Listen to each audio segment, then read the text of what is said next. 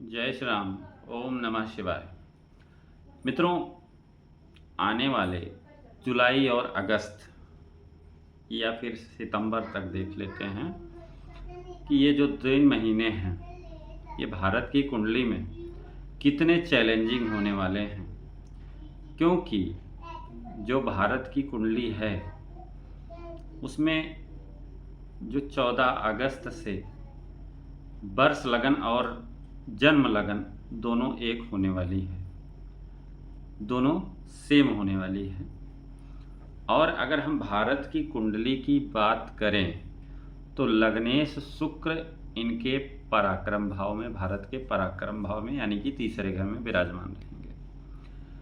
चंद्र में सूर्य का अंतर रहेगा, सूर्य में शुक्र का अंतर, जो कि अगस्त के पहले सप्ताह से लेकर के सितंबर के पहले सप्ताह तक बहुत ही विस्फोटक स्थिति बन सकती है। क्योंकि लग्न के साथ साथ नवांश में सूर्य व चंद्रमा का षडाष्टक योग बना हुआ है। शुक्र कमजोर स्थिति में जब भी होता है, शुक्र कमजोर भी है, और शुक्र कमजोर स्थिति में जब भी होता है तो अंतर्राष्ट्रीय लेवल पर या अंतर्राष्ट्रीय सीमाओं से या फिर घर के देश के घरेलू सीमाओं के अंदर कुछ संघर्ष की स्थितियां देखने को मिलती हैं।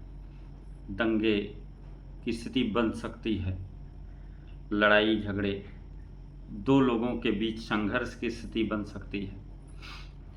तो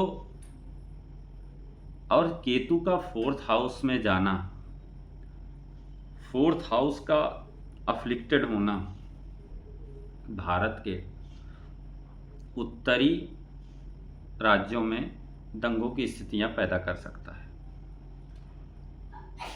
भारत के उत्तर में जम्मू कश्मीर है, उत्तर प्रदेश है, 2 बड़े राज्य हैं जहां सावधानी बरतने की ज़रूरत है अपने ही लोगों के द्वारा। क्योंकि 4th हाउस जो है देश की जो सीमा है वहाँ एक तरह से होम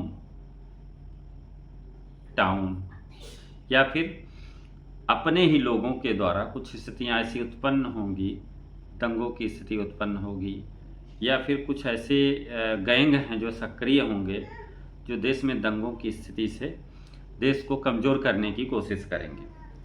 लेकिन चूँकि जो संबंध बन रहा है 4th हाउस का 5th हाउस से, 5वां घर शिक्षा का है, 4th हाउस अफ्लिक्टेड है, तो जो उसमें लोग होंगे हो सकता है किसी कॉलेज किसी यूनिवर्सिटी से जुड़े हुए लोग हों जो दंगों को बढ़ावा दें।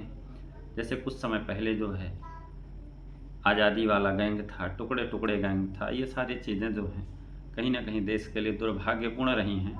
लेकिन ये स्थिति जो है जब भी डेवलप होगी, क्योंकि भारत की कुंडली में 9 सितंबर से मंगल की महादशा शुरू होगी और राजा की कुंडली में भी मंगल की महादशा गतिमान है।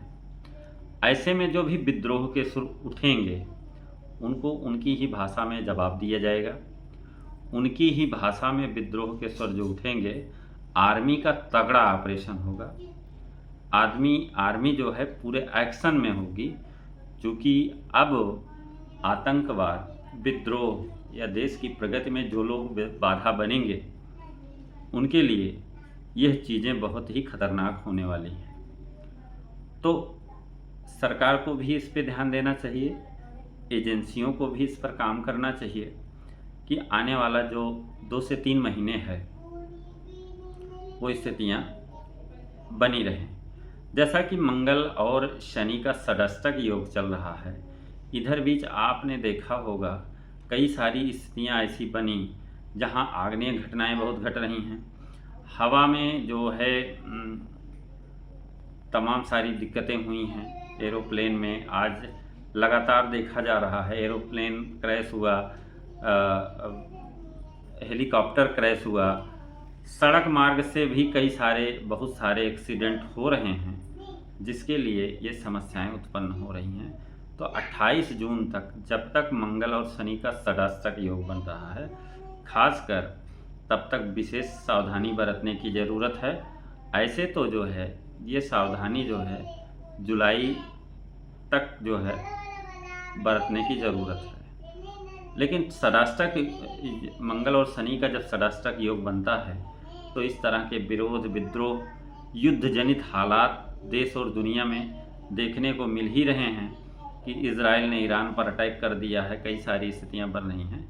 इस पे हम एक दूसरा वीडियो ले आएंगे कि क्या इजराइल की स्थिति क्या होगी, ईरान की स्थिति कैसी बने होगी, इन युद्धों के कारण क्या और भी समस्याएं हो सकती हैं, उस पर एक अलग से वीडियो हम बनाएंगे।